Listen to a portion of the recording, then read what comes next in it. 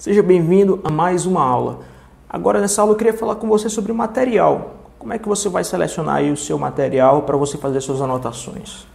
Olha, eu já falei que eu gosto de folha, né, pelo fato de você conseguir, né, modificar a ordem muito fácil das folhas, né, para você não ficar muito preso ao caderno. Então, vamos supor que você foi para a aula e esqueceu o caderno de tal professor, aí você vai ter que pegar uma folha solta para anotar, e depois como é que vai pregar no caderno, e aí acaba a matéria do professor, aí a outra física, era matemática, tem que trocar para a matéria lá atrás. Então, para mim, isso me dava dor de cabeça. Eu gostava de usar folha, eu levava sempre umas folhas em branco comigo, se eu esquecia as anotações de uma aula, eu pegava uma folha qualquer, escrevia em casa, eu colocava dentro da minha pasta. Eu gosto de pasta sanfonada, que tem as divisórias, eu coloco, né, a matéria de física, a matéria de química, a matéria de matemática, física 1, física 2, né? E aí eu tinha uma aba para teoria e outra aba para exercício. Já para exercício, eu já prefiro caderno, porque aí no caderno é só para guardar os meus exercícios que eu faço. E tinha um caderno para exercício de química, exercício de física, exercício de matemática. Mas para anotar teoria, para escrever um resumo, tá? A gente vai falar de resumo, não gosto muito de resumo. Tem um resumo que eu gosto e tem um resumo que eu odeio. Mas para escrever um resumo, eu gosto de escrever em folha. Eu gosto de escrever a anotação que o professor fala em folha. Eu gosto de resolver questões importantes em folhas. Por quê? Porque no dia da prova, se sua prova é aberta, você vai ter uma folha que ela não é pautada, é uma folha em branco. Então você vai ter que aprender a organizar a sua teoria numa folha em branco. Vai ter que aprender a escrever retinho numa folha em branco. Vai ter que aprender a fazer, às vezes, uma forma numa folha em branco sem utilizar compasso. Alguns vestibulares não permitem que você leve compasso. Então teve um dia que eu falei assim, cara, eu vou aprender a fazer um círculo. Eu comecei a treinar, né? Sempre que eu ia fazer, eu não usava o compasso. Eu comecei a treinar e aí com o tempo você vai aprendendo a fazer um desenho mais bonito, sabe? Eu tinha amigos que eles eram tão bons em física e matemática, mas o desenho deles era tão feio que eu não conseguia entender o que ele estava falando. Do que adianta você ser uma pessoa boa em física, matemática, química e não conseguir explicar para o seu corretor lá no dia da prova? O seu corretor do vestibular, se seu vestibular tem uma fase aberta, onde você tem que escrever, ele não vai ter você lá do lado dele, para você explicar para ele o que você fez. Você não vai estar lá para explicar. Ah, não, isso aqui na verdade, ó, eu quis dizer isso. Ele, tá, isso aqui, tá bom então, nota 10. Não, ele só vai ter contato com as suas anotações. Pega agora teu caderno, vai lá, pausa o vídeo e pega o teu caderno de anotações e o teu caderno de exercícios. Pegou, né? Olha agora e vê se tá claro. Vê se você consegue entender. Consegue? Beleza. Dá agora para outra pessoa. Mostra para tua mãe, para o teu pai. Pergunta se ele entende o que tu escreveu ali. Se ele falar assim, filho, não entendi nada. Talvez é porque sua letra é feia, você tem que melhorar. Eu fiz caligrafia, velho. Tem aluno que eu chego assim e falo, cara, faz caligrafia. E o aluno me fala assim, tu tá zoando comigo, né? Pô, tô no terceiro ano, vou fazer caligrafia? Vai fazer caligrafia, cara. Como é que tu vai escrever com uma letra feiosa e tu vai querer que o cara entenda o que tu tá fazendo? Tu vai fazer caligrafia, tu vai treinar o teu desenho para tu escrever direito e tu escrever uma solução bonita, sabe? Tem gente que escreve, aí apaga, aí rasga o papel, aí mancha tudo. Isso aí, se não tiver outro caderno de resposta para tu colocar, às vezes eles não vão te dar outro. Vai ficar feio aquele exercício, tá? Então, você tem que aprender a resolver as questões de uma maneira bonita, de uma maneira organizada. Sobre esse negócio de resolver questões, tem uma história até legal.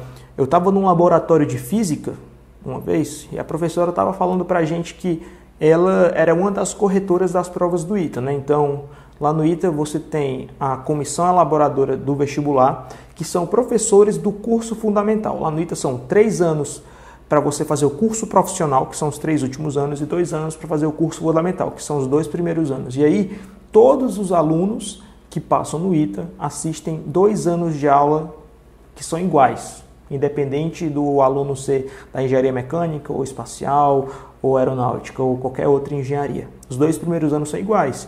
E aí, nesses 2 primeiros anos, a gente se aprofunda em matemática, física, química, a gente aprende noções de estatística, probabilidade, a gente aprende a programar em linguagem C, aprende a programar em MATLAB, aprende desenho técnico, a gente aprende termodinâmica, a gente aprende várias matérias que são importantes para todas as engenharias. E aí a gente estava no laboratório de física, a professora estava falando que ela estava uma vez corrigindo uma das provas de um dos alunos, e aí ela viu, né, e deu nota máxima para o aluno. E aí, não sei se você sabe, mas sempre 2 corretores corrigem as suas questões. E aí, se a discrepância entre a nota for muito grande, vamos supor, ela deu 10 para aquela questão, e esse cara ele deu 0, entra um terceiro corretor para analisar o que aconteceu, por que foi tão discrepante. Se a diferença é pequena, eles pegam a média. Mas se a diferença é muito grande, eles pegam um terceiro corretor. E aí ela deu 10 para o aluno nessa questão e o outro deu 0. E aí ele chegou e falou, ué, por que você deu 10? Aí ela falou, ué, tá certo aqui a questão. Aí o cara, não, mas na verdade a folha estava em branco, ele não fez nada. Aí ela olhou e falou assim, ó, não, mas é porque, vira aqui, ó, tá aqui a resolução. O cara tinha escrito a resolução na folha de rascunho. Ele errou o lugar de escrever a resolução. Por quê? Por falta de atenção. Ele olhou ali onde, antigamente a prova do ITA, ela era no formato, ela era meia folha. Hoje em dia a prova do ITA, o caderno de resolução é folha inteira, mas era um caderninho assim, tá? E aí você abria aqui o caderno, e aí a primeira coisa que você fazia era numerar. Aí, página 1, questão 1, aí aqui, questão 2, aí depois questão 3, aí depois questão 4, questão 5. E aí no meio do caderno tinham folhas de rascunho, que eram folhas com material reciclável, folhas coloridas. E aí ali era para escrever rascunho. O cara, ao invés de escrever na questão 6, no espaço da questão 6, ele escreveu na folha de rascunho. E aí a professora viu, né, que ele tinha feito isso, e ela olhou e falou, ué, tá certa a questão, ele só errou onde colocava. E deu tudo, deu nota máxima. E o outro abriu a folha, olhou e falou, ué, não tem nada. E aí deu 0. Então perceba que nem sempre você vai ter a sorte de encontrar um corretor que tenha compreensão para entender o que você fez. Às vezes, ou melhor, na maioria das vezes, o cara ele vai ser muito rígido. Na prova do IME, outra história. Na prova do IME, meu amigo ele estava fazendo a prova e aí ele terminou. E aí, sem querer, ele deixou cair a caneta em cima da prova. Fez um risco. E caiu a caneta na prova. E aí o cara viu, né? Ele falou, ó, tá riscado aqui sua folha. Isso aqui pode ser interpretado como marcação de prova.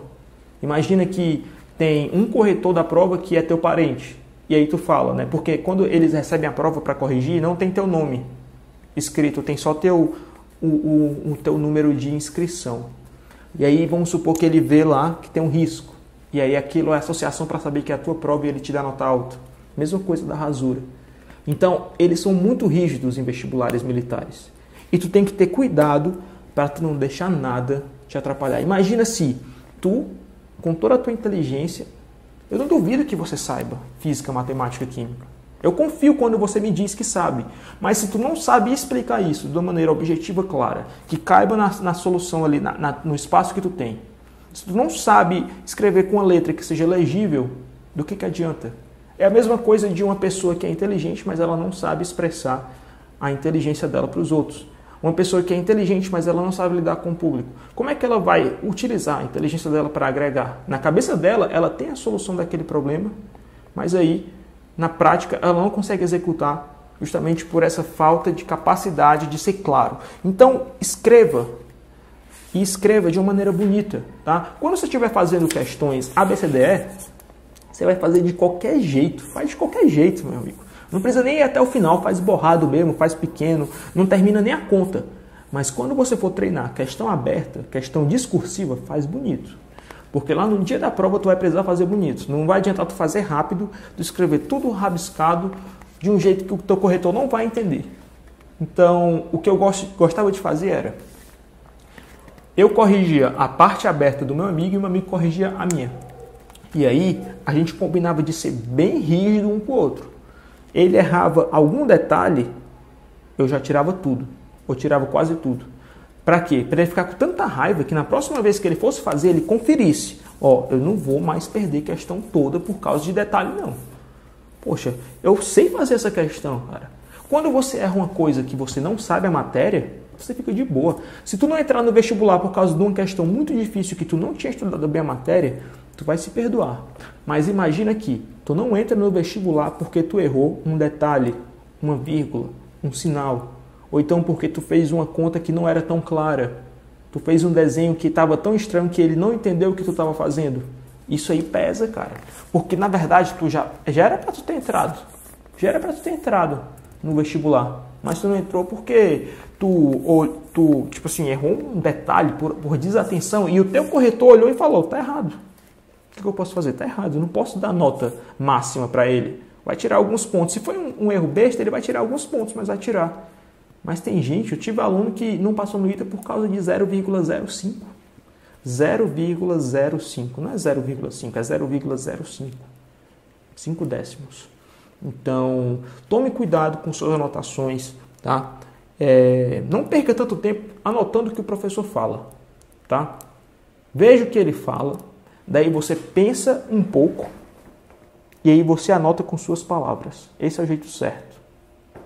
Eu estava até conversando aqui com o câmera, o Matheus, e às vezes a gente vai para o culto, né, para a igreja, né, e a gente anota ali o que o pastor está falando, e aí chega em casa, a minha mãe perguntava para mim, pô, Newton, pô, Newton, não, ela não fala pô e nem fala Newton, ela fala filho, que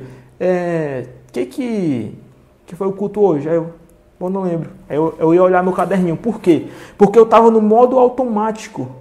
Pastor falava, eu anotava. Pastor falava, eu anotava. Sendo que o objetivo de você ir para a igreja é causar uma reflexão. Então, o certo é, toda vida que você for aprender alguma coisa, você não vai anotar todas as palavras. Você vai prestar atenção e depois que ele concluir um raciocínio, você vai pensar naquilo. E se não fizer sentido, você vai perguntar. Ó, não fez sentido para mim, você poderia explicar isso? Ele explica. Ficou claro? Entendi. Aí você vai anotar com as suas palavras aquilo que você entendeu. E aí, meu amigo, você vai precisar ser rápido. Porque eu não quero que você fique também pausando toda hora o vídeo, perdendo um tempão na teoria. Ouviu, raciocinou, é isso. Anota ali algumas palavras, não precisa nem anotar tudo. Anota algumas palavras-chave que vão ser suficientes para que você lembre, tá? O bom resumo não é aquele que tem tudo que foi falado. É aquele que tem palavras suficientes para você lembrar das coisas que foram faladas. Tem palavras que vão te fazer lembrar das coisas que não estão escritas, tá bom? Então, o objetivo de você anotar, primeiro, é você fixar na sua cabeça. Segundo, é você demonstrar que assimilou o conteúdo, porque você não vai anotar todas as palavras, você vai ouvir, você vai raciocinar. Se você não entendeu, você vai perguntar. Daí você vai depois confirmar, né? Tipo assim, o professor tira a dúvida e você confirma. É isso mesmo. Beleza. Entendi. Depois que você entende, aí você escreve com as suas palavras. Isso aqui não é nem meu roteiro, não. Isso aqui é uma tutoria que eu tive hoje com a aluna. Então, na tutoria, a pessoa normalmente ela vai falando. E aí eu tenho que escrever rápido o que ela fala. E aí eu escrevo o que ela fez na semana. Quais foram os pontos que ela acertou, né, que ela conseguiu cumprir, as coisas que ela não conseguiu cumprir. Daí eu pergunto quais são os problemas que ela está enfrentando. Daí eu anoto a minha recomendação. Enquanto eu anoto, eu falo. Então é muito mais difícil. Eu tenho que prestar atenção, ouvir. Eu tenho que anotar a minha recomendação para ela ler em casa depois. E falar para ela a minha recomendação de uma forma muito mais completa. Então, o que eu falo para ela é muito mais completo. E aí eu deixo na folha só algumas frases, algumas coisas, né, que vão fazer ela lembrar do que eu falei. E esse é o objetivo da aula. O objetivo da aula não é que tu anote tudo, é tu anotar algumas coisas que vão ser suficientes para tu lembrar das coisas que tu não anotou. Tá? Então você olha isso aqui. Isso aqui é uma tutoria, uma folha preenchida inteira. Se eu anotei tudo isso, com certeza o que eu falei dava para preencher umas 4 dessas. Eu anotei só o que era suficiente para ela. Então, ela falou que teve problema para administrar o tempo, porque ela acha que tem pouco tempo. E aí eu já recomendei para ela não se preocupar com variáveis que ela não domina. Tipo, ela não tem como adicionar tempo na vida dela. Ela também não tem como aumentar a carga horária dela porque ela já está toda preenchida. Tem um horário da escola, tem um horário que ela precisa fazer as coisas do trabalho, tem um horário que ela tem que estudar. Não tem como aumentar, não tem como ela parar de dormir. Ela já dorme pouco. Então, o que ela precisa fazer, na verdade, é administrar melhor o tempo de estudo. Ela tem que, se ela tem menos tempo que o concorrente, ela vai ter que fazer o quê? Ela vai ter que ter um grau de atenção muito maior do que o concorrente. Ela pode ter menos tempo, mas ela vai ter mais atenção. Do que adianta um concorrente estudar 16 horas se ele se distrai com o celular, se ele não consegue entender de primeira e tem que ler várias e várias vezes? Talvez seja por isso que ele estuda 16 horas por dia, tá entendendo? Então, ela vai falando e aí eu tenho que ir anotando. Então, gente, é muito de prática, tá bom? Com o tempo você vai ver que você vai ser cada vez mais sucinto. Treine o seu poder de síntese, que é o seu poder de, em poucas palavras, conseguir guardar muito conteúdo. Então, ao invés de eu falar para você, ao invés de você anotar tudo que o professor fala, né, você vai anotar uma frase que simplifica tudo. Newton, você está falando que a aula que eu assisto, ela poderia ser muito menor se o professor fosse mais objetivo? Sim. Então por que ele não é? Porque ele é professor. E existem pessoas com grau de escolaridade, grau de facilidade de absorção diferente na sala. Então tem gente ali que aprende de primeira. Tem gente que não entende e ele tem que ser mais claro. Então ele tem que meio que contextualizar o assunto, preparar a tua mente para tu entender o conteúdo, para que tu consiga assimilar e aplicar e replicar aquilo que tu aprendeu. Então ele tem um espaço amostral ali gigante. Milhares de pessoas vão ver aquela aula. Ele não pode ser tão objetivo assim. E também porque se eu te der uma informação completamente objetiva, sem contextualizar, tu vai criar um bloqueio na tua mente para aprender. Se eu vejo uma coisa super resumida, aquilo não me ensina. Aquilo não me dá motivação para aprender. Mas se eu vejo a aplicação daquilo, se eu vejo uma questão de vestibular onde aquilo cai, se eu vejo um exemplo resolvido, aquilo me dá mais vontade de aprender e aquilo me convence de que, de fato, eu tenho que aprender. Se eu sou super objetivo e falo uma fórmula, um teorema e pronto. É isso que você vai usar para a prova. Primeiro que eu não vou nem aprender como é que eu vou aplicar se eu não tenho um exemplo resolvido. E segundo que meu cérebro vai olhar para aquilo e vai falar, mano, será que isso é importante mesmo? Agora, se eu mostro uma questão do vestibular com aquilo, aí eu já falo, isso é importante, já caiu. Entendeu? Então, saiba fazer anotações objetivas. O que o seu professor fala, nem tudo é realmente importante. Algumas coisas são só para introduzir o assunto. Daí você vai pegar tudo aquilo que o professor fala, você vai aprender a resumir em poucas palavras. Para que você para que você gaste mais tempo ouvindo e raciocinando, né, e assimilando e perguntando, e menos tempo anotando. Porque não é anotar que te faz aprender, é você raciocinar. Anotar é só meio que carimbar assim, aprendi. Se tu aprendeu mesmo, reduza a fala do professor a uma frase.